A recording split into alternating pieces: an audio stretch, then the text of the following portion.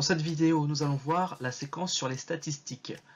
Donc je vous invite à prendre, comme d'habitude, les photocopies que je vous ai données en classe et de remplir ces photocopies au fur et à mesure que nous allons avancer dans cette vidéo. Donc ici nous allons voir deux choses, la moyenne et la moyenne pondérée. Ce sont deux grandeurs que vous avez l'habitude d'utiliser, notamment avec les bulletins, quand vous calculez votre moyenne de l'année par exemple, ou la moyenne dans une matière.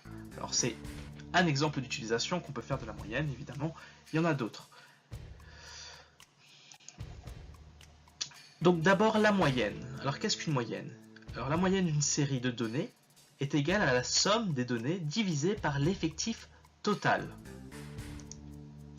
Donc voici un exemple que vous pouvez avoir sur la moyenne. Donc un élève reçoit au premier trimestre 5 notes. Donc je vous mets les notes ici. Donc 12, 8,5, 9,5, 17 et 10,5. Comment calcule-t-on donc cette fameuse moyenne qui a été obtenue au premier trimestre? Bien tout simplement, comme je l'ai dit dans la définition de tout à l'heure, j'additionne les différentes données entre elles et ensuite tout simplement je divise par le nombre total de ces données. J'en ai 5 des données, donc là je vais diviser par 5. Donc à la fin j'obtiens une moyenne de 11,5. Voilà, ça c'est un calcul de moyenne, tout ce qu'il y a de plus simple.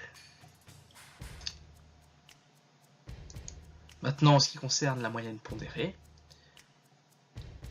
la moyenne pondérée d'une série de valeurs est égale à la somme des produits de chaque valeur par son effectif, le tout divisé par l'effectif total. Alors, ce que j'appelle un effectif, en fait, ça va être aussi ce qu'on peut appeler un coefficient. Alors, un exemple, vous avez l'habitude, quand vous recevez des notes, eh bien, comme ici, vous allez recevoir des notes en mathématiques, eh bien, ces notes vont avoir des coefficients. Alors, ici, c'est un exemple fictif, mais qu'on pourrait très bien avoir en classe.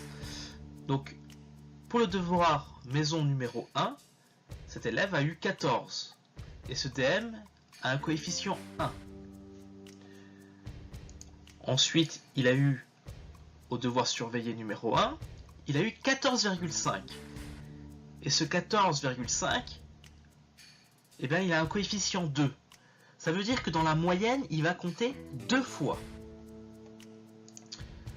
Ensuite, on a un devoir maison numéro 2, qui a moins bien marché a priori, car il a eu 9. Et il est aussi coefficienté à 1. Par contre, le DS numéro 2, où il a eu 15, qu'il a très bien réussi, eh bien lui est coefficienté à 3. Le DM numéro 3, où il a eu 20 et coefficient 2. Et le dernier, devoir surveiller, où il a eu 16 et coefficient T3. Donc ça veut dire qu'il va compter 3 fois dans la moyenne. Alors comment cela va se traduire dans le calcul d'une moyenne pondérée? Eh bien ça se traduit de cette façon. Alors, c'est-à-dire, qu'est-ce qu'on a? On a 14 multiplié par 1. Effectivement, dans le calcul de la moyenne, on a la note qui est à 14 et son coefficient est à 1. Ensuite, on a 14,5 multiplié par 2, puisque le DS numéro 2 vaut 2. Le DM numéro 2 coefficienté à 1. Donc, dans le calcul, on le multiplie par 1. En ce qui concerne le DS numéro 2 qui vaut 3, eh bien vous voyez que dans le calcul, on multiplie par 3. En ce qui concerne le DM numéro 3, eh bien, il a eu 20 et ce 20 compte 2 fois, donc c'est pour ça qu'on multiplie par 2. Et enfin, pour le dernier DS, eh bien, je le multiplie par 3, puisqu'il vaut 3 fois, il a un coefficient 3. Donc ça, c'est ce que je fais au numérateur, donc j'additionne mes différentes moyennes en faisant le produit du coefficient, donc de la valeur par son effectif, comme on l'a dit dans la définition au-dessus. Et ensuite, au dénominateur, donc je divise par, non pas le nombre de valeurs comme tout à l'heure, mais par la somme de tous mes effectifs. Donc ça fait 1, plus 2, plus 1, plus 3, plus 2, plus 3. Donc ça, on le retrouve ici. Et donc si on fait le calcul, eh bien on trouve environ 15,4. Voilà. Donc vous voyez, cette vidéo était relativement courte, hein. C'est normal, les notions abordées sont très simples. Donc on a vu l'étude de la moyenne pondérée. Donc la moyenne, vous avez vu que c'est tout simplement la somme des données et on divise par le nombre de données qu'on a.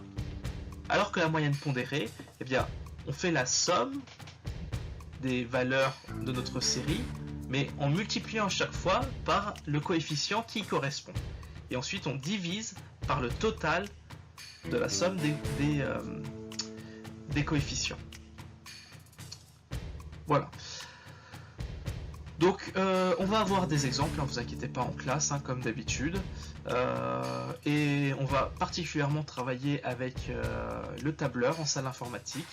Donc vous verrez que très vite, vous allez vous familiariser avec toutes ces notions qui vous sont déjà familières, hein, quelque part, hein, puisque vous les utilisez régulièrement, notamment pour calculer vos moyennes dans les différentes matières. Donc, s'il y a des questions, notez-les comme d'habitude, et on essaiera d'y répondre lors de la prochaine séance.